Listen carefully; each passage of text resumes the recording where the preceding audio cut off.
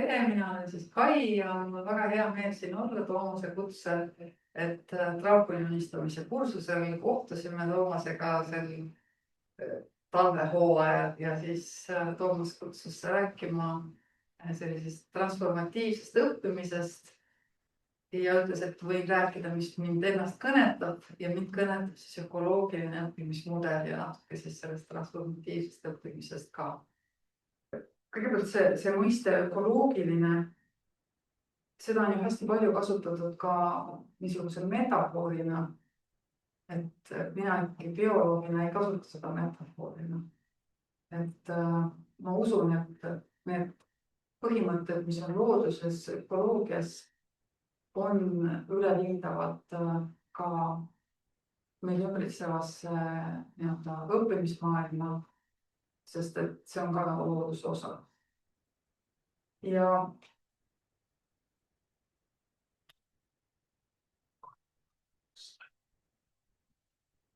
panen siis ette ka slaidid, Toomas meenutas mulle, mille ma tegin täna hommikul koostöös tehisintellektiga. Kui seal on mõned kirjavead, siis tänu sellele, et me ei saanud kõikide asjadega hakkama.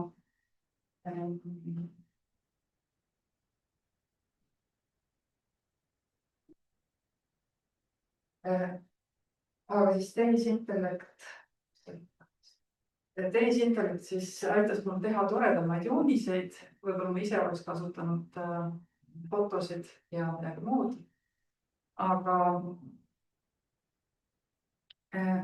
siis selle esimese slaidi juures tahaksin pöörata tähelepanu varahommikul tekkinud mõttele, et tegelikult see ökoloogiline õppimismudel, mis on kolmekihiline, kus me võime mõelda nagu meie meeltest ja kujutlustest, siis kogukondadest või teistest olenditest meie ümber ja nendest paikadest, kus meie ise ja teised olendid elavad. Et see on natukene ka ju meie kultuuri ja keele kaudu siis läbi aegade meieni tulnud, siis mul tuli mõte nagu hommikul väga vara.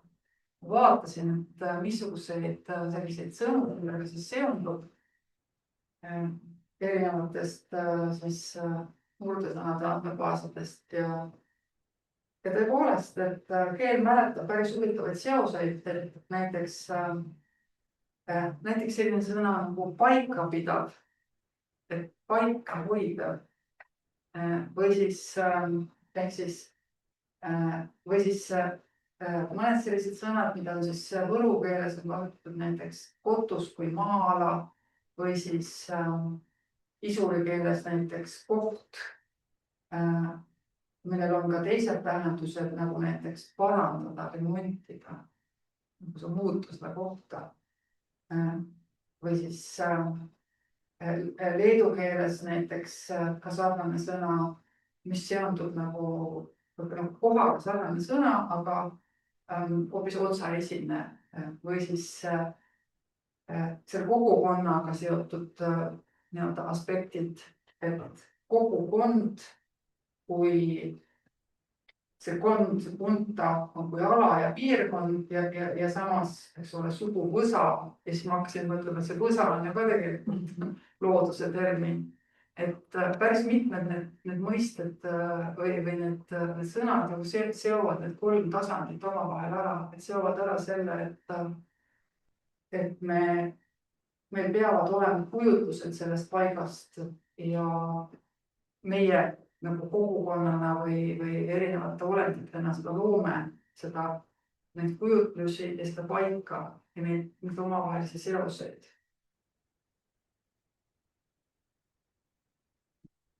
No. Nagu ma ütlesin, et see algas minu enda jaoks sellest mudelist mõtlema niisuguse transformatsioonina, et ja see transformatsioon tegelikult seondus minu sellise sõnaga nišš, milleni ma ka jõuan. Et siis mina loomulikult ei ole esimene, kes on mõelnud siis ökoloogilistest terminitest ja ma siis proovin ka nendele inimestele viidata siin oma esitluses. et nagu ma ütlesin, selline klassikaline õppimismudel on hästi kognitiivse niisuguse ajumudeli peale üles ehitatud, mis 56. aastal siis loodi, kus on põhimõtteliselt 2 kasti, lühimälukast ja pikaajalise mälukast ja siis nende vaheline interaktsioon on kõik nii-öelda modelleeritud nende kastide vahelises nii-öelda tegevuses. Mida see tähendab, et kui me mõtleme, kui me midagi teeme, siis enne seda peab eelnema info minek sinna ühte kasti, võib-olla teisest kastist veel lisainfo ammutamine, käsu andmine justkui seal ühe kasti kaudu ja siis me liigutame, teeme midagi. Nüüd see ökoloogiline mudel on selles mõttes teistsugune, et ta vaatab vastasmõju sinu ja siis sellise sinu ümbritseva kultuuri ja keskkonnaga ja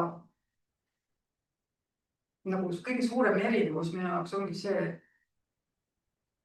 et mõtlemine ei toimu ainult peas. Et üks osa sellest, mis on meie mõte ja tegutsemine on meist nagu väljaspool. Ehk siis nagu niisugune hajutatud mudel. Ja võib-olla see oligi minu jaoks selline kõikide märkamine, mis siis nagu hakkas minu igasuguseid teisi tegevusi töö juures mõjutama. Nüüd, kes siis on seda mõistet, ökoloogilise mudeli mõistet veel kasutanud? Ma siia joonise juurde panin siis Juri Bronfenbrenneri, kes on siis visioneerinud sellist haridusökoloogiat.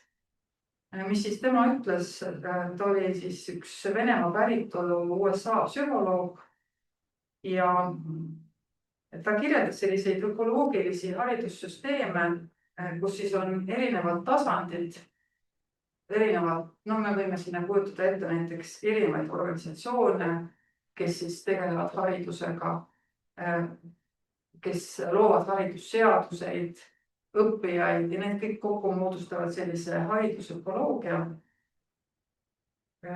Bronfenbrenner pidas siis inimese arengu juures kõige olulisemaks sellist inimese ja selle ökoloogia vastasmõju. Ja see vastasmõju on nagu tuleb läbi selle tähenduse, mis on inimesele oluline. Ehk siis see on ühelt poolt selline sotsiaalkultuuriline, aga samas hoiab inimest selle ökoloogia keskmes. Ja mis mudel võib-olla ütleb, on see, et me tahame muutusi, võib-olla alati ei tahame muutusi, ja need muutused ei saa nii kergelt juhtuda, sest see ökoloogia erikomponendid, see ökosüsteemi erikomponendid on väga aeglases muutumises.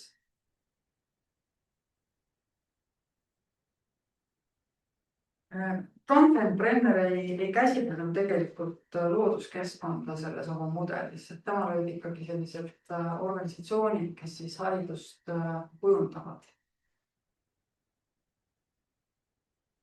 Üks teine hästi oluline selline teaduslik vaade minu jaoks oli siis, nagu ma ütlesin, nišiga seotud vaade, mis seondub siis sellise mõistega nagu lubavus.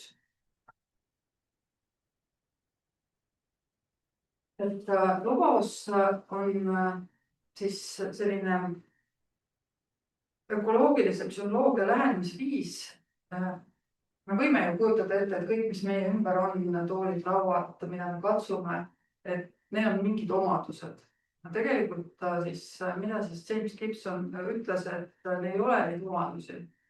Need omadused või see, mida me kogeme omadustena, tegelikult lubavused, mis ühelt poolt on nagu, kui keskkond sirutab meile midagi tänu sellele, mis on meie sees. Tänu sellele, mis on kultuuris me oleme olnud.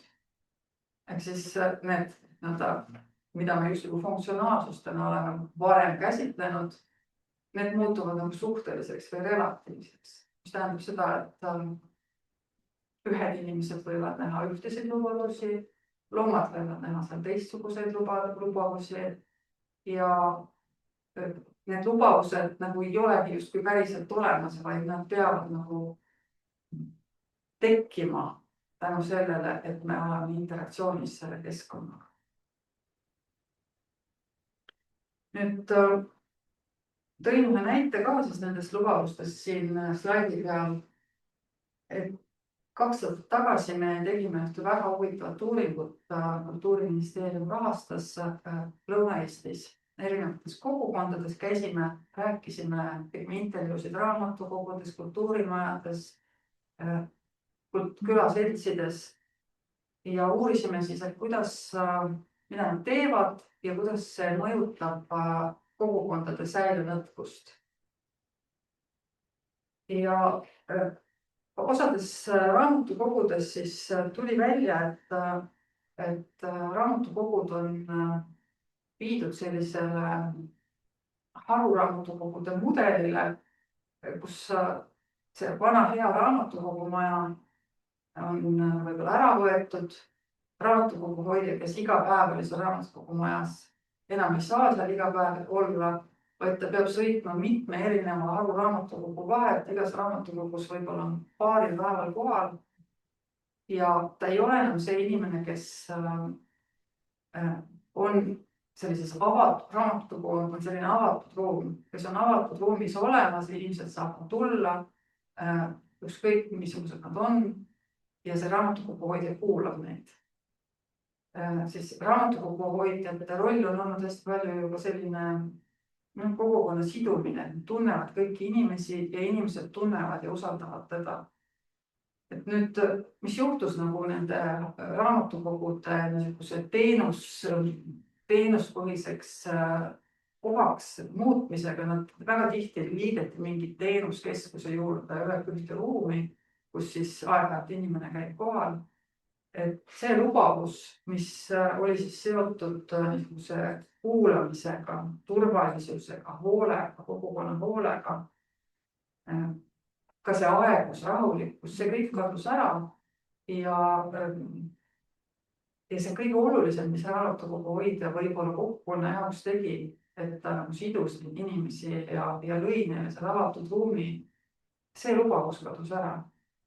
Ja tihtipeale kadus ära ka see osa, et inimestel oli harjumus, olid seosed selle vana majaga.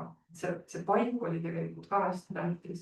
Ta oli nagu pikaajaliselt kasutatud, lapsepõlvest peale tuntud ja need majad võeti nagu ära, tihtipeale nad jäid võib-olla tühjaks ja võib-olla see uus ruum ei kutsunud enam suurt osa kogukonda enda juurde tagasi. Et isegi kui seal oli parem, võib-olla soojem, et tal ei olnud enam seda lubavust.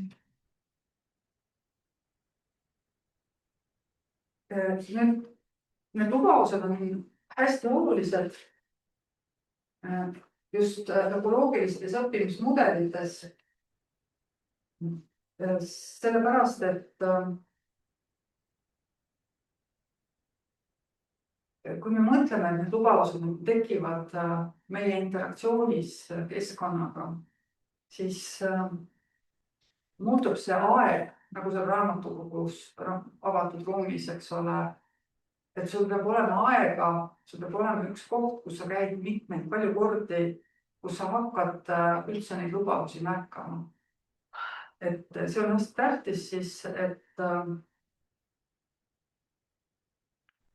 meil on aega, meil on samas kohas võimalik mingites samade trajektooridega liikuda ja me hakkame nagu sügavamalt, palju peenemal tasandil siis märkama ja tajuma, mis siis nendes paikades toimub, mis on oluline, mis on, ütleme, looduse tasandil oluline, meil ümbritseva keskkonna tasandil oluline, missuguseid mõtteid see meis tekitab, missugused suhted on inimeste vahel. Et minuga näiteks Lõuna-Eestis on küll juhtunud seda, et justkui nagu kohad hakkavadki minuga kõnelema, et hakkavad mingid lood tulema siit kohtadest, noh näiteks õunapuu hakkab minuga rääkima või midagi sellist. Ta ei hakka päriselt rääkima, aga tulebki mingi lugu, mis nagu või et ma tean, et kui ma lähen, siis seal ootab mingi lind näiteks või mingisugune loom. Et või siis kui me mõtleme nagu, panin selle rohujuure tasandi pildi meelega siia, kui me mõtleme sellise rohujuure tasandi peale, siis noh, seal on niisugused peened detailid ja sa pead nagu kükitama sinna alla ja pikalt jälgima ja see on hästi oluline siis nagu, et sa hakkaksid mingeid mustreid märkama. Nüüd ma olen siia slaidile sellega pannud, on üks tore raamat Taim mõtlemisest, mis siis ütleb, et taimed mõtlevadki teistmoodi. Neil ei ole see nagu niisugune sihipärane mõtlemine nagu meil inimestel lihtsalt on. Ja võib-olla see on hästi sarnane tegelikult sellise ökoloogilise mõtlemise juures olevate komponentidega, et sa oled nagu vahetult keskkonnaga lihtsalt kontaktis, sa oled nagu taimed on näiteks juuretippudega, kombivad, saadavad mingeid signaale, ei ole nagu otsest mingit eesmärki. Et eesmärgid tekivad tegelikult siis sinu ja keskkonna vahele iseenesest. Et ma ei tea, mina näiteks mõnikord ma lähen välja ja ma ei tea, kuhu ma täpselt lähen, kas ma pööran sinnapoole või teisele poole. Ja siis lihtsalt nagu ma näen mingit märki, ma pööran sinnapoole, teen seda asja. Et ma arvan, et see on hästi oluline tegelikult nagu natuke jälgida ja märgata. Nüüd siis sellest nišist, et need lubavused on siis erinevate inimeste jaoks, erinevate kultuuride jaoks, ka erinevate liikide jaoks erinevad ja samas meid ümbritsevasse ruumi võib mahtuda terve hulk erinevaid niisuguseid lubavuste ruume või nišše. Need on niisugused abstraktsed ruumid, et ökoloogiast pärit mõiste ju, et me võime, meie vajadused võivad olla väga erinevad, märkame teatud osa ruumist tänu sellele, mis on meie vajadused. Ja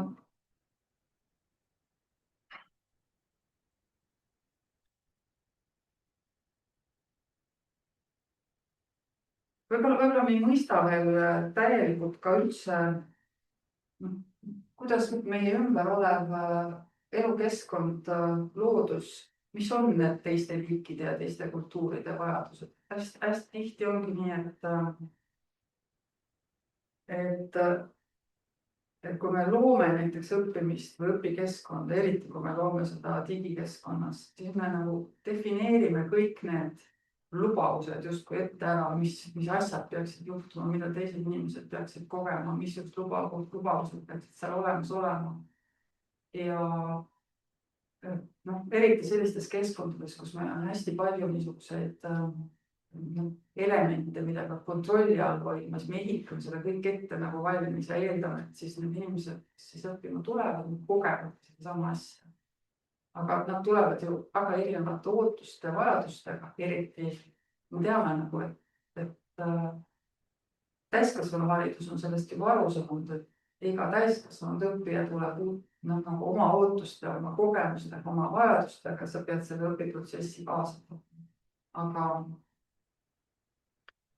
nagu kui me oleme kõik ette ehitanud sellise meie jaoks oluliste lubavustega keskkonna, võib-olla see ei ole üldse selline, mis nagu siis kõnetab neid õppijaid, kes parasjagu on. Nüüd see lubavuste keskne selline mõtteviis või lubavuste keskne õpidisain siis mängib hästi palju sellise osa ja süsteemi vahelise vastasmõju suhtega. Ja ka sellega, et neid lubavusi on vaja märgata, et sul on vaja mingisugust tähelepanu. ja ka võib-olla selline mõte on, et kui me oleme interaktsioonis keskkonnaga, siis midagi jääb sellest interaktsioonist sinna keskkonda järele, need lubadused tegelikult mingil moel läbi selle, et me oleme samast kultuurist, meile hakkavad nagu samad lubadused silma torkama. Me oleme harjunud nagu midagi märkama ja kogema. Ja tihtipeale need ongi nagu sellised nagu see probleemi lahendused või mustrid, mis siis, millele me nagu tähelepanu teatud kultuuri vaatest hakkame pöörama. Et näiteks on üks hästi huvitav raamat, Christoph Alexander ja mitu meest on siis kirjutanud sellise raamatu arhitektuurimustrid. Ja hiljem on seda sellist mustrimõtlemist toodud ka siis teistesse valdkondadesse, näiteks haridusmustrid ja disainimustrid ja erinevad mustrid. Et nad on siis niimoodi öelnud, et mustrid on nagu niisugused probleemi lahendused, mis siis, mida saab ka ühest kontekstist võib-olla teise natuke üle viia. Ja kui nad on niisugused kultuuri poolt nagu heaks kiidetud lahendused, siis nad tihtipeale nagu võib-olla sellises kognitiivses vaates nad ka kergendavad meie tegutsemist, et me inimestena kõigepealt üritame nagu mustrisse kukkuda, seda kasutada või siis kui muster tõesti nagu ei sobi, ei tööta, siis me hakkame midagi uut otsima ja vaatama. Aga et nad on ka nagu ökoloogilised asjad, eks ole, mis siis muudavad nagu meie käitumise tõhusamaks, kuna nad on juba järele proovitud. Ehk siis niisugune vaikne sama trajektoori jälgimine võimaldab meil kergemini neid mustreid leida ja märgata. Nüüd üks teine huvitav inimene, kes siis on, see raamat on eesti keeles ka olemas, on siis Michali Csikszentmihalyi, kes on siis rääkinud, eesti keeles on see raamat Kulgemine, aga eri tõlketes on kasutatud ka sõna voog. Ja see kulgemine ja voog on ka seotud tähelepanuga, et millal me satume kulgemisse ja mis see kulgemine üldse on. Et kui me niimoodi tavalises olekus oleme, siis meie ümber on nagu hästi palju neid selliseid nišidimensioone, mis meid kogu aeg hakkavad nagu meie tähelepanu nagu endale tõmbama. Ja sellepärast on meil ka raske mingi ühele teisele asjale keskenduda. Aga voog on nüüd selline olek, kus ainult üksikud nišidimensioonid on nagu aktiivsed ja tänu sellele me saame kuidagi palju paremini keskenduda ja me tahame nagu selles seisundis olla ja see kannab meid. Nüüd, millal siis selline vootunne võiks tekkida? Ma olen siin pildile teinud veel sellise kogukonna ühisvoo. Et üldiselt see voog tekib siis, kui ühelt poolt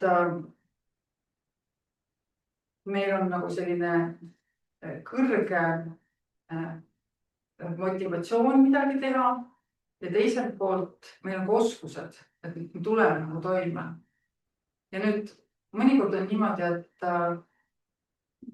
kas see motivatsioon on madal või on need oskused võib-olla kas paremad või halvemad.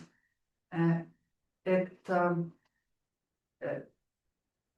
näiteks kui meil on kõrge motivatsioon ja võib-olla väikesed oskused või siis vastupidi, et kõrged oskused näiteks ja väike motivatsioon, siis see tegevus, mida me teeme, võib meie jaoks tunduda igav või liiga raske. Ja me ei taha sellega tegeleda, me ei satu nagu sellisesse kulgemisse või voogu. see kulgemine ja voog on siis, ütleme, kui indiviidi tasandil, aga ka siis sellise kogukonna või grupi tasandil. Seda võib seostada sellise tegutsemisvõimekuse mõistega. Hästi popp mõiste, hästi palju praegust haridusvaldkonnas kasutatakse. Meil on vaja noortes või inimestes tekitada tegutsemisvõimekust. Ja me peame ka tegutsemisvõimekust tekitama nagu meid ümbritsevate, ma ei tea, süsteemide vahel, et me jõuaksime kuhugi. Et see tegutsemisvõimekus on samasugune nagu ökoloogiline mõiste kui siis need, mis ma varem rääkisin, NIS näiteks, et pool sellest tegutsemisvõimekusest tekib sellest, mis tuleb meie seest ja pool sellest, mis tuleb keskkonna poolt. Ehk see tegutsemisvõimekust saab piirata see keskkond oma, ütleme siis nii, lubavustega. Ja kui me oleme grupis, siis grupil võivad olla teatud suutlikkused, ühised suutlikkused puudu. No näiteks neil võib olla erinevad eesmärgid või erinevad väärtused või mingisugused oskused on neil puudu, kuidas näiteks koos tegutseda. Või siis mis veel võib takistada sellist ühisvõimekust, et on mingid välised tegurid, nagu seal selles Brenneri mudelis, et on mingid näiteks normide tasandil tegurid. Et need võivad siis kõik hakata sellist ühist tegutsemist segama. Ja võib-olla, mis on minu arvates hästi oluline, et kui me õpetame, näiteks kui mina ülikoolis õpetan, siis hästi oluline ongi seada nagu sihiks mitte niivõrd nagu indiviidi teadmiste kujundamist ja oskuste kujundamist, aga rohkem sellist ühisvõimekuse võimaluse tekkimist. Et mis see ühisvõimekus siis on? Kas ta on midagi sellist, mis on nagu pidevalt olemas või ta on praegust on ja siis pärast ei ole? Ta on nagu midagi sellist dünaamilist, mida tuleb kogu aeg elus hoida. Aga ta ei ole nagu pidevalt samas olekus, vaid ta nagu seondub kokku ja seondub lahku. Ehk siis ta on niisugune dünaamiline nagu käivitumine süsteemi sees. Ja kui me tahame, et näiteks meie kogukonnas on ühisvõimekus, siis me peame kogu aeg neid käivitusi tegema, et meil oleks võimalik nagu järelikult nagu koos harjuda teatud väärtuste järgi tegutsema, teatud tööriistu kasutama, teatud eesmärke saavutama, takistustest üle saama, kus mingisugused reeglid, uued mingisugused infrastruktuurid võib-olla neid segavad. Nüüd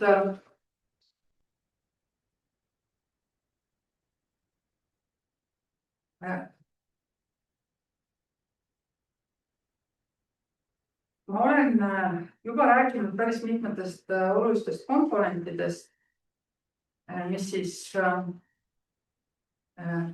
selles ökoloogilises mõtlemises on tähtsad, et üks on siis indiviidi ja süsteemi vaheline selline vastasmõju. Siis teine on võib-olla selline asi, et me kogu aeg, kui me tegutseme, siis me jätame sinna süsteemi jälgi ja neid jälgi saab nagu üles korjata. Osad nendest jälgedest on selles vaimses maailmas mida me nagu võime ka võib-olla raamatutesse kuskile üles kirjutada. Osa nendest jälgedest on meid ümbritsevas ruumis, aga neid on siis võimalik nagu märgata selliste lubavuste kujul. väärtuste kujul. Üheks hästi tähtsaks osaks siis selles mudelis on paik. Ja ma panin siia sellise põhilise mõttelise paigaga seoses on siis hästi oluline, et paigal on nagu 2 dimensiooni, et üks on nagu see füüsiline ruum, aga teine on niisugune abstraktne osa sellest. See ongi see nišš nii-öelda, et see nišš võib olla mingite lubavustega seotud, ta võib olla väärtustega seotud, ta võib olla seotud ka teatud nagu liigile või indiviidile vajalike eeltingimustega, et tal oleks hea olla. Näiteks, ma ei tea, soojus, valgus, sellised asjad. Bioloogias on nišš nagu nende kaudu defineeritud, aga inimestena on meie jaoks hästi olulised sellised väärtused nagu näiteks usaldus, kuuluvus, identiteet, läbi mille siis ja ka need nii-öelda käivitused, mis siis justkui selles vaimses ruumis tekivad, need mustrid, need asjad, mis on seal kunagi juhtunud. Et ma panin siia sellise kahekihilise joonise, kus siis on reaalne paik, füüsiline ruum ja teiselt poolt siis selline abstraktne ruum või niširuum. Ja mis nende paikade juures on hästi tähtis, et meil on ka paikadega seotud kuuluvustunne, identiteet, mis siis seostubki selle ülemise kihiga. Ja võõrad paigad ja võõrad väärtused tihtipeale ei haaku või tekita meis sellist hoole ja usalduse suhet nagu siis tuttavates paikades on olemas. Ja jällegi mõtlesin selle peale hommikul, et on olemas selline tore sõna nagu haljas. Et haljas on tegelikult see, kes hoolitseb selle koha eest, kes on selle koha omanik, valdaja haljas. Et keel mäletab seda seost, et on hästi tähtis nagu selle koha olemasolu. Nüüd, mis siis on selles ökoloogilises mudelis hästi tähtsad, et tõepoolest, et mitmed need aspektid, mis siis niisuguses loodusökoloogias, ka termin, mida me kasutame, on ju ka seal olulised.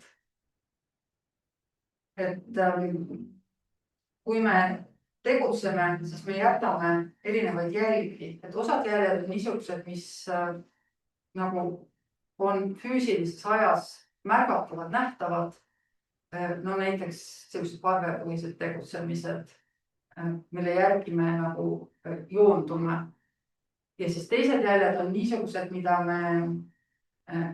me justkui jätame keskkonda maha ja siis neid on võimalik teistel mitte samal hetkel, aga võib-olla mingi teisel ajahetkel märgata. Siis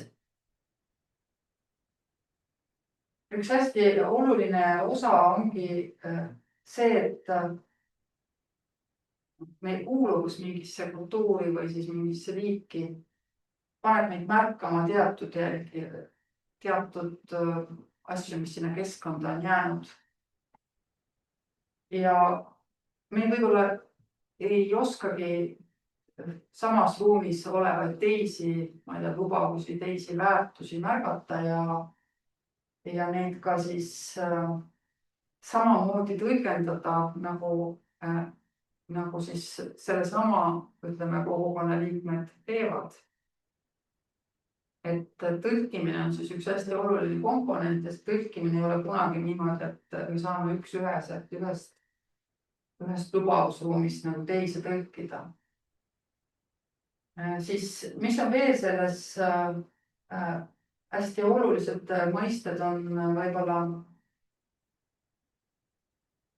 kui me üldse mõtleme niisuguse selle kolmekiilise kogukonna ja looduse ja sellise meele seotusele ja seal on erinevad võib-olla kogukonnad ja võib-olla erinevad liigid, eks ole, kes siis selles ruumis koos elavad, siis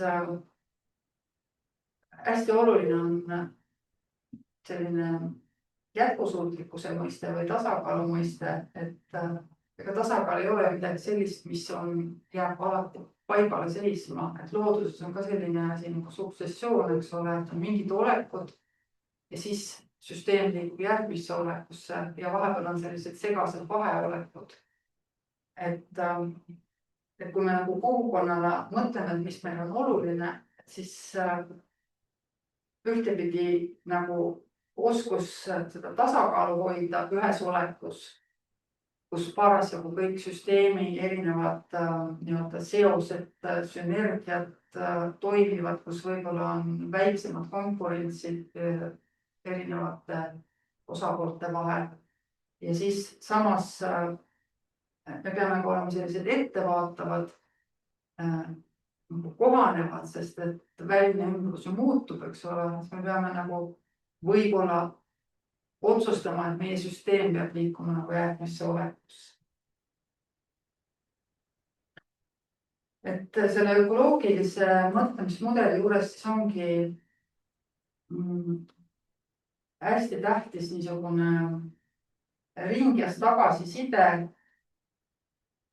ja selle nii-öelda mõistmine, et meie mõtlemine ei ole ainult meie sees, et ta on hajutatud terves süsteemis ja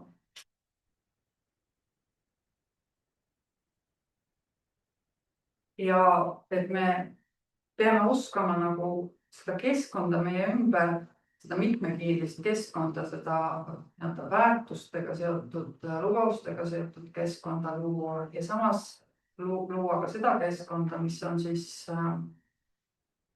nagu reaalse füüsilise paiga ja seal olevate esemetega seotud ja ka seal olevate inimestega seotud.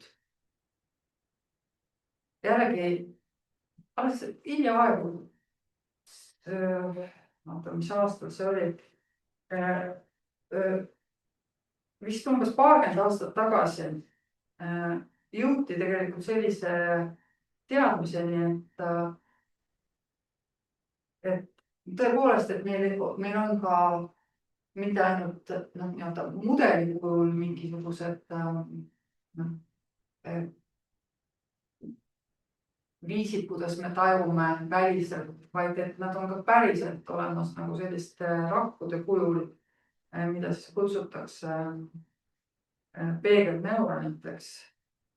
Et siis primaatidel ja inimene on ka primaat, et on olemas siis sellised peegelneuronid või üksteise mõistmise rakud, mis siis võimaldavad niisugust otsest tajumist. Et ei olegi nii, et kõigepealt peab tulema sisend, siis ma protsessin seda oma peas ja siis annan ajule käsu minu kätt liigutada ja siis ma liigutan oma kätt, vaid näiteks, et ma vaatan enda ümber ja näiteks keegi teeb mingisugust liigutust või tal on teatud emotsioonid ja läbi nende peegelneuronite on siis võimalik seda tajuda nagu otseselt. Et minu kehas käibki see motoorne lihasprotsess või siis emotsionaalne mingisugune nii-öelda käivitus ja ma tunnengi seda emotsiooni. Kui sealt veel edasi minna, eks ole, et see võib juhtuda nagu meid ümbritsevat keskkonda vaadates, eks ole, või inimesi ja elu ja loodust vaadates. Aga see juhtub tegelikult siis ka, kui me näiteks loeme, siis samamoodi lugedes näiteks käivituvad need samad füüsilised nii-öelda lihased treenivadki ennast ja teevadki midagi. Et see nagu selliste peegelneuronite olemasolu nagu muudab selle võib-olla natuke abstraktse ökoloogilise mõttemudeli palju usutavamaks, et see tõepoolest ongi nii. Ja kui see nii on, siis me peaksime nagu see õppimist natuke teistmoodi hakkama nagu eesmärgistama, mis on õppimise eesmärk üldse. Tahtsin teile näidata veel, ma vaatan aeg kiiresti edasi, tahtsin teile näidata veel mõningaid asju, mis me sellest erinevatest kogukondadest nägime. Ma käisin 2 kogukonnas mitu korda. Üks oli siis Mehkamaal ja teine oli Sangastes. Ja rääkisime seal erinevate inimestega. Ja teine kord mul oli siis fookuses see, kuidas sellised kogukonnast ära võetud kultuuripärand, mis ei ole nagu enam justkui need jäljed või see asi, mis on kogukonnas igapäevaselt su ümber on ja mis sind saaks nagu aktiveerida. Et kuidas nad näevad nagu seda digiteeritud ja muuseumisse viidud pärandit uuesti oma kogukonda nagu aktiveerimis. Selline küsimus oli. Ja hästi huvitav oli nagu näha, et kogukonnad mõtlesid täiesti erinevalt. Et siis Mehhamaa kogukond ja küllap on palju selliseid kogukondi, et nad tundsid nagu, et see pärand on vaja neil tagasi saada enda juurde, enda kontrolli alla. Mis nad tegid, nad nagu hästi palju kogusid selle kõik, mis nad leidsid oma Mehhamaa kohta, eks ole. Kogusid, salvestasid, trükkisid välja, panid endale kuskile ruumidesse. Et nende jaoks oli hästi oluline, et see pärand läheks nagu läbi nende enda jutustamise uuesti ringlusse sinna kogukonna, läbi tegevust. Siis teine koht, kus ma käisin, oli Sangaste. Seal oli teine koht siis, kui me rääkisimegi sellest digipärandist, siis nemad nägid hoopis teistmoodi nagu seda, hakkasid mõtlema nagu, et nad võiksid nagu selle kuidagi nagu kahekihiliseks oma maailma luua. Et seal oleks nagu selline virtuaalne kiht justkui ka, et ma olen seal mingis paigas, eks ole. Ja sinna paika ma saan luua siis nagu sellise virtuaalse kihi, mis siis aitab nagu need mineviku jäljed, sul tulevad siis aktiveeruvad. See on hästi huvitav tegelikult mõelda, et siis meil ongi nagu see tõlkimine tekib, et on nagu mineviku lubavused, on ju, ja siis see, mis on tänapäeval. Ja just kui meil on mingi võlupeegel vaatame, siis eks ole, et ühed ja teised paistavad. Nüüd hästi oluline on siis ka võib-olla, kui mõtleme kogukonna võtmes, et selline muutus, mis siis võiks nagu kas inimese sees või siis ka kogukonnas, üks on see, et kas me üldse tahame seda muutust, eks ole, aga meid ümbritsev keskkond kogu aeg muutub ja sellest muutusest tekib selline ebakõla kogemus, kus siis need väärtused, mis meil on, ei sobi enam kokku võib-olla tegudega, mis siis on tarvis teha. Ja selline ebakõla tekitab transformatiivse õppimise võimaluse. Üks niisuguseid olulisi noorsootöös kasutatakse hästi palju mõtlejaid on siis Paulo Freire, kes siis on välja toonud seda, et me peame nagu õppima maailma lugema. Jälle see sama asi, millest ma räägin, sellest ökoloogiliselt. Et maailma lugedes me õpime seda ümbritsevat keskkonda kriitiliselt mõistma ja siis me saame tegutseda ja siis tekivad meis endas muutused ja tekivad ka selles keskkonnas muutused. Et siis tema jaoks on selline pedagoogika keskmes või õppimise keskmes on selline kriitiline teadvustamine. Ja kui me mõtleme nagu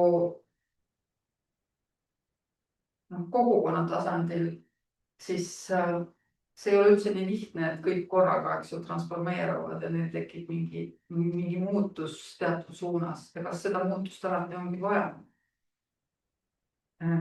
Kas me tahame hoida kogukonna nagu sellisena, nagu kogu aeg olnud või me tahame või oleme sunnitud selle kogukonna kuhugi suunas liikuma?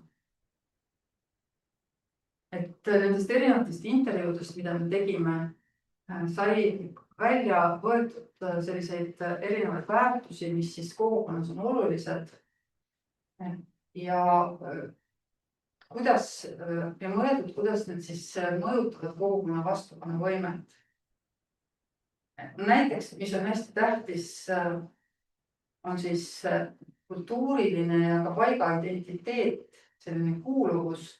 See on seotud ka siis inimeste mälestustega seal kohas, keelega, ka selle digipärandiga, ühiste väärtustega. See tekitab sellise usalduse, turvalisuse, heaolu tunde. Kui inimesed tunnevad, et neil on sotsiaalsed sidemed omavahel, siis nad hakkavad üksteise eest hoolt kandma, hoolitsema ja ka keskkonna eest hoolitsema. Ja see annab neile nagu sellise, vaata sama see turvatunne ja identiteet annavad neile võime nagu aktiivselt tegutseda. Et teiselt poolt, mitte igas kogukonnas ei ole need asjad olemas. Mida me vaatasime selles, kui me käisime, rääkisime erinevates kogukondades, et on päris paljud kogukonnad, kes on natukene hädas selle suure muutusega, mis on neile peale tulnud, võib-olla seal ei ole nii palju enam inimesi. Neil ei ole jõudu enda kogukonda ja oma kogukonna ressursse kaitsta. Nad on sellises passiivse toimetuleku faasis, üritavad nagu vaikselt lihtsalt kaasa minna nende muutustega, kui need järjest võetakse asju ära. Samas on teised kogukonnad, kus on need eelmised slaidid nähtud just seesama kuuluvus ja üksteise hool ja see paigahool on tugevamalt alles. See seostub ka selle kogukonna olekuga nagu paremini kohaneda ja ka kaitsta enda kogukonna sellisena, nagu ta on või siis viia ta kuhugi suunas liikuma. See kolmas niisugune transformatiivne olek, see on niisugune, mis siis on seotud nagu ülalt alla natuke tulevate muutustega. Tingimata ei ole ülalt alla, aga selliste muutustega, mida viiakse siis sellisel institutsionaalsel tasandil ellu. Näiteks võetakse ära mingid hooned või muudetakse mingisuguseid tegureid või teenuseid teistsuguseks. Ja see ühelt poolt võib ju tunduda nagu väga sellise liikuma panema ja hea asjana, aga teiselt poolt see tekitab hästi tugevaid traumasid ja tekitab just seda säilenõtkuse vastandit siis, et kogukond ei saa sellega kaasa minna. Nüüd ma hakkan lõpetama, vaatan kella ka, et mis siis on õppimise sellise ökoloogilise õppimise juures hästi oluline, eriti kui me kogukonna vaatest vaatame, et me prooviksime nagu mõelda sellest kogukonnast sellise kolmekihilisena, et milline on meie kogukonna väärtusruum. missuguseid lubavusi, nagu näiteks see raamatukogu näide, eks ole, missuguseid lubavusi meie kogukond vajab. Need on abstraktsed asjad, tavaliselt kogukond nendest ei räägi. Seda tuntakse nagu, nende järgi tegutsetakse. Mida meie tegime hästi palju, meil oli siis niisugused väärtustega seotud või võivad olla ka lubavustega seotud kaardid, kuhu olid siis, mida inimesed said valida ja siis need kaardid nagu toetasid seda, selle kihi nagu välja toomist, et kuidas, mis on see abstraktnism, mis on kogukonna jaoks oluline. Siis teine osa, mis kogukondades on hästi tähtis, on see nii-öelda selle hool, selle kogukonna nii-öelda elupaiga, aga ka selle väärtusmissiooniga seoses. Et no seda saab teha koos läbi talgute, läbi koosloome, läbi hoole selle nende kohtade üle. Ja need tegevused, nii-öelda koos tegutsemine tekitab niisugust turvatunnet ja hoolt ja kuuluvust ja võimestab siis kõiki neid teisi osasid. Et võib-olla ongi see inimese kestlikkus seisneb selles, et me saame olla nagu sellises ökosüsteemi võrgustikus koos oma teiste kaaslastega, teiste kogukondadega, teiste liikidega, selles põimumiskohas olla sellises hooleseisundis ja luua seda sellist mitmekihilisust, mis siis ja luua seda nagu teadlikult. Et need asjad võivad juhtuda heades kogukondades, nad tihtipeale juhtuvadki, et keegi tegelikult loob seda.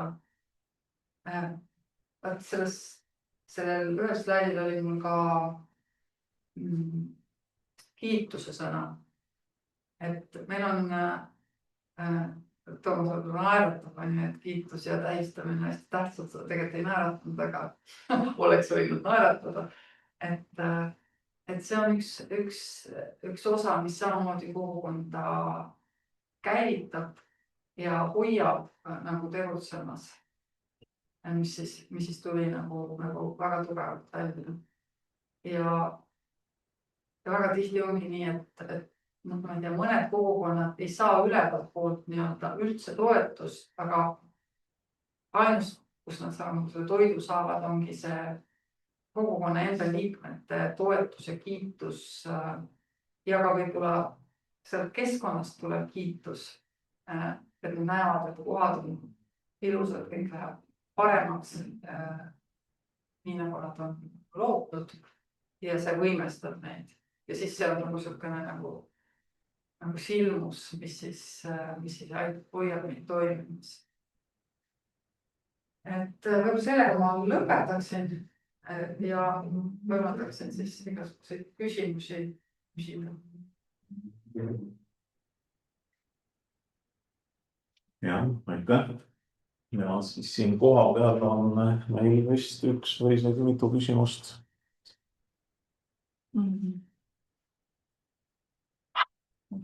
Telefonist vaatama, mul oleks meeles ära juba panin kirja. Et sa rääkisid sellest, et see ühisvõimekus oli vist ikka väljendanud, et see on niisugune dünaamiline, vahel see on, vahel ei ole, et seda tuleks nagu käivitada. Kuidas seda käivitada?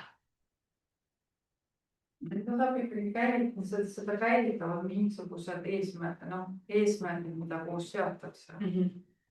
Et aga nendel vahehetkedel, kui sul seda eesmärki ei ole, siis ta on nagu sellises vaike olekus ja kui sa ikka kaua enda vaike olekus hoiad, siis ta nagu ei ole olemas. Okay. Et see huvitav teooria on olemas soomlaste tehtud tegevusteooria nagu edasiarendus, venelaste tegevusteooria edasiarendus, tegevussüsteemi mudel ja seal räägitakse sellist asjast nagu kokkusõlmumisest ja lahtisõlmumisest, et meil on hästi palju, meie ümber on hästi palju tegevussüsteeme, kus on nagu selleks, et me kuhugi jõuaksime mingitele eesmärkidele, me tegelikult kasutame seda meid ümbritsevat teisi inimesi, kogukonna liikmeid, arvestame, mis normid ja reeglid seal on, mis rollid nendel erinevatel on, kogukonna liikmetel on, missuguseid vahendeid, tööriistu, ma ei tea, mõisteid selles kogukonnas, väärtusi selles kogukonnas saab kasutada. Ja selleks me ei saa nagu eesmärgile jõuda, muidu kui me nagu ei arvesta neid erinevaid komponente. Ma seda siin nagu ei näidanud, eks ole, aga tegelikult see on ju samasugune ökoloogiline mudel, et kui tahan kuhugi jõuda, siis ma pean endast väljaspoolset nagu osa ära kasutama ja siis nii-öelda eesmärgile jõudma ja siis see kokkusõlmumine ja lahti sõlmumine nende erinevate tegevussüsteemi osade ja tegevussüsteemide vahel ongi nagu see, missugune inimühiskond tegelikult on või mitte ainult inimühiskond. Et loomade puhul samamoodi, eks ole, et võib-olla üks loom jättis sinna mingi lõhnajälje või kraapimisjälje, eks ole, ja teine läheb, et ta saab juba sealt signaali, mismoodi ta tegutseb. Aga nagu, kui ma mõtlen nagu kooli vaatest või üldse ühiskonna vaatest, siis minu arvates nagu me peame niimoodi õpetama,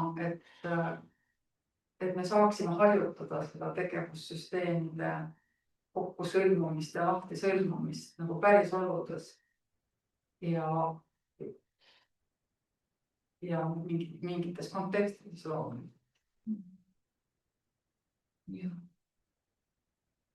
Ja siis oli see raamatukogu näide, mulle väga meeldis, mis alguses oli, et see ei ole siin küsimus, et tagasi mingi teljad. Et kui mina olin noore, 15-16, elasin väikses külas, mul tohutult võiks raamatukogus käia.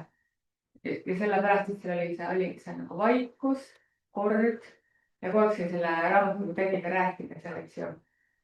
Et siis ei olnud noortekeskuseid ka, kui mina nagu selles eas olin ja siis ma mõtlesin, et kunagi mina tahaks ka olla nagu raamatukogu hoidja või selline, et ja kuidagi praegu ma nagu tekkis siuke seos, et ma tahan lihtsalt olla kuidagi kogukonna hoidja, mitte raamatukogu hoidja otseselt, eks ju, et väga siuke hea näide oli see minu jaoks. Eesti keeles on siuke hea sõna vardjad. Kuidas? Vardjas, hoidja. Et tegelikult me peame kultuuri niimoodi samamoodi hoidma, eks ole, kogukonda hoidma, paikasid hoidma. Et ma arvan, et võib-olla see, mis mind ennast nagu kõige rohkem käivitab, ongi, et kuidas me saaksime nagu kogukondadele, eriti nendele võib-olla, kes on seal sellise toimetuleku staadiumis, anda kätte need toimimise viisid, et me saaksime ennast paremini nagu kaitsta, sest et mis meil nagu praegust ees ootab, on ikka väga suur ressursside sõda. Ja kui sa ei oska ennast kaitsta, siis kaob sinu elupaik, kaob sinu identiteet, kaovad inimesed ja see järgmine piht, eks ole, ja väärtused ja nagu neid kõiki kolme tasandit tuleks nagu koos osata hoida. Ja üks mõte, mis mul, kui ma siin kirja panin ennast, et ma olen kuulanud, ma ei tea, miks, ise mõtlesin ka miks nagu ja siis ja ma tulin selle koha peale ja siis mina kuidagi alati tunnen, et ma ei saa, kui ma olen kuskil Zoomis näiteks, teisel pool ekraani, ma ei saa nagu kätte seda, kuidagi seda sügavust või seda essentsi nagu, et nagu füüsiliselt koos olles ma nagu saan nagu selle peegelneuronite kaudu kuidagi et see noh, et see info on nagu siin nagu õhus ka vaata kuidagi, et see nagu tuleb nagu keha tasandile nagu paremini kohale minu jaoks. Ongi selline kehakogemuslik õppimine on tegelikult üks mõiste, ma ei jõudnud kõikidest asjadest rääkida ja kes tahab pikemat juttu näha tegelikult blogisse üleval, siis saab natuke pikemalt vaadata ja viited on ka nagu nendele inimestele, kellele ma nagu siin, keda ma nimetasin, et see on tegelikult hästi, see on ikkagi veel nagu mitte nii tunnustatud, et me niimoodi ka ju õpime ja et see õppimine võib-olla ei ole ikkagi ainult kognitiivne õppimine. Et me räägime sellest väga vähe. Jah,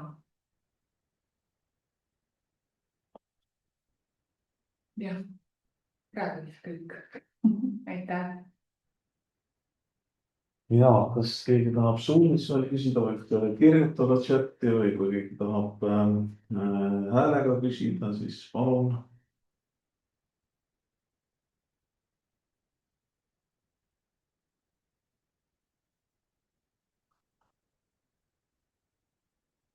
Või midagi arvata.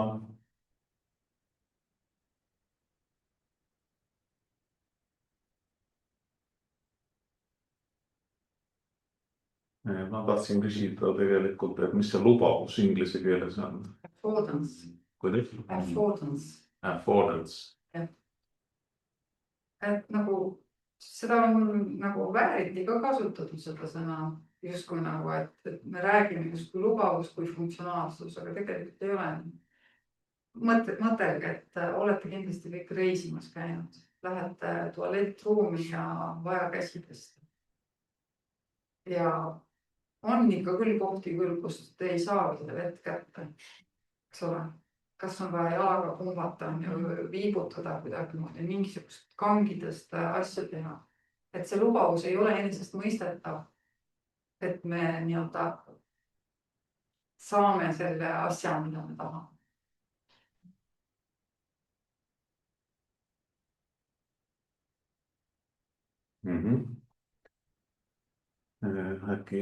Äkki sul midagi rääkimata tahab veel midagi lõpetuseks öelda?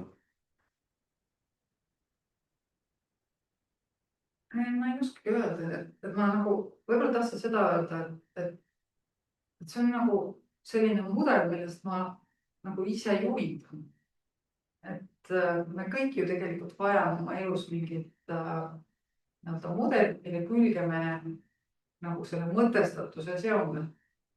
Ja ma olen töötanud hästi palju just õpikeskkondade loomisega seoses näiteks. Siis nüüd on hästi populaarseks läinud kõik need õpiökosüsteemid ja teised sellised sõnad. Kust need tulevad? Tegelikult need tulevad sellest samast asjast on ju tasakesi ongi juurutatud nagu see mõtteviis. Ma ise olen tegelikult seda juurutanud, eks ole, et kogu meie selline õppimine muutub järjest nagu selliseks ökoloogiapärasemaks ja võib-olla ka need eesmärgid, mis õppimises on, mida me tahame luua, eks ole. Kas me tahame luua ainult mingit teadmist, et inimene oskab faktidele vastata, eks ole, või me tahame temas õpetada hoopis seda, kuidas ta märkab mingisuguseid ja loob sinna kogukonda mingisugust kihti. Et see vastasmõju tegelikult sellega, mis me teeme ja selle, mida me sinna kogukonda või meid ümbritsevasse keskkonda maha jätame, see on nagu kõige tähtsam. Et mina ütleks nii, et väga tihti õppimise eesmärk on, et ma suutsin luua kogukonna, ma suutsin tekitada seal seoseid, eks ole. Ma suutsin tekitada mingisugused ühised väärtused. Aga need on palju raskem mõõta, siis me ei mõõda neid. Et me ei mõõda tegelikult seda võimekuse tekkimist. me mõõdame mingisugust, et jah, inimesel on kompetents, aga mis see kompetents on, ta ei saa seda rakendada, kuna kõik mingisugused tegurid on selle vastu seal selles ökosüsteemis. Et selleks, et seda juhtuks, siis me peaksime nagu natuke teised eesmärgid seadma. Tuli küsimus. Loen ette. Too palun mõni konkreetne näide, mis oleksid lihtsad käepärased meetodid, võtted koolis, mis oleksid ökoloogilisest õppimismudelist lähtuvad. Mis valdkonnas koolis? Mis valdkonnas? Et noh, hästi tähtis olekski, kui sa sead eesmärgid, mis on ütleme sinu tunni eesmärgid või mingisuguse õppetsükli eesmärgid, et siis sa ei sea neid eesmärke ainult nagu inimesed õppija tasandile. Näiteks ajaloos. Näiteks ajaloos. Et vaid sa sead eesmärgi näiteks, et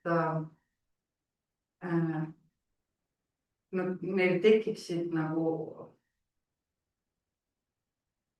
jooksen nagu natuke juurde kinni, eks ole, et neil tekiksid sellised kui sa teed näiteks õpiülesande ajaloos, siis igaühel on mingisugused ideed ja mõtted. Sa võid teha näiteks niimoodi, et igaüks kirjutab nüüd sulle ja sa hindad. Või sa võid teha niimoodi, et need jagatakse võib-olla, et need jagatakse näiteks klassi seinal. Tekib terve hulk erinevaid mõtteid, siis sa sordid need mõtted, võib-olla lased lastel endil sortida need mõtted näiteks 3 kuhja mingisuguse omaduse alusel, mida nad tunnevad ise, mida nad vaatavad, eks ole. Need 3 kuhja võib-olla hakkavad, need on nüüd nagu need mustrid, eks ole, mismoodi võis see ajalooline sündmus olla mõtestatud. Ja siis te saate juba sealt, eks ole, sellest mustrist lähtuvalt mõelda, eks ole, et kuidas see asi oleks võinud juhtuda ühel juhul, teisel juhul, 3. juhul. Et see on nagu selline, kuidas ma ütlen, nagu ise organiseeruv, loodus on ka hästi palju sellist ise organiseeruvat mustri jälgede koondumist, läbi mille nagu mingid asjad on nagu tõhusamad kui teised asjad, need asjad lihtsalt koonduvad. Ja võib-olla sa saaksid näiteks nüüd, kui sul on need 3 kuhja, eks ole, lasta teha valikuid, vaadata, eks ole, millist teed millist seletust näiteks õppijad kõige olulisemaks peavad ja miks see niimoodi on. Et läbi selle nagu tekib selline, sama see ühine tasand muutub nagu nähtavaks, ühine väärtuste tasand, ühine, kuidas nad tunnevad, mis on nende jaoks nagu oluline. Võib-olla see ajalootund juhtus sul täna aastal 2026, aga kui see oleks olnud aastal 2000, no ma ei tea, aastal 1996 või siis 1950. Kas need kuhjad oleksid samasugused tulnud? Võib-olla need kuhjad oleks hoopis teistsugused. Et kui me nagu näeme seda erinevat perspektiivi, mis siis on seotud tegelikult kultuuri ja ajaga, siis me võime hoopis teistmoodi hakata nagu mõtlema. Või on sul klassis näiteks lapsed Ukrainast, Venemaalt või Vene taustaga ja Eesti taustaga. Mis on nende perspektiivid sellele asjale? Et see ökoloogiline mõtlemine ei ole nagu mitte midagi nagu sihukest mingisugune, ta toobki nagu nähtavale selle niisuguse erinevate perspektiivide kihi, läbi mille me saame siis nagu mõista seda käitumise ja tegutsemise erinevust. Et selline näide näiteks. Või ma kunagi olen kasutanud seda näidet, et me teame, et meil oli see pronkssõdur, eks ole. Ja see pronkssõduriga seotud nagu koht tegelikult sisaldab ikka veel neid väärtusi. Et on see päev, eks ole, kui ma ei tea, sul siis 1. mai ja 9. mai, eks ole, on need teatud päevad, mis on teatud kogukonna jaoks väga tähtsad. kui neil on vaja, on see väärtuste kiht ja see lubavuste kiht, mis selles kohas ikka veel on olemas, kui pronkssõdurit ei ole, aktiveerida.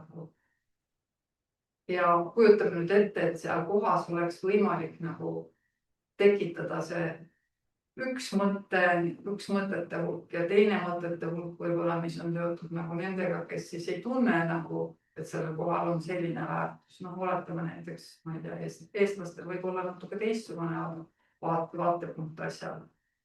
Kui nüüd see oleks seal kohas nähtav, see, missugused on need väärtused ja nagu lubavused, siis tekiks seal selline suur dilemmade aktiveerimise võimalus. See võib tekitada muidugi sõda, eks ole, ja vaidlusi, aga see võib ka mingisuguseid asju võib-olla hakata tasandama, kui need arutelud muutuksid nähtavaks. Sellised nagu praktilised meetod.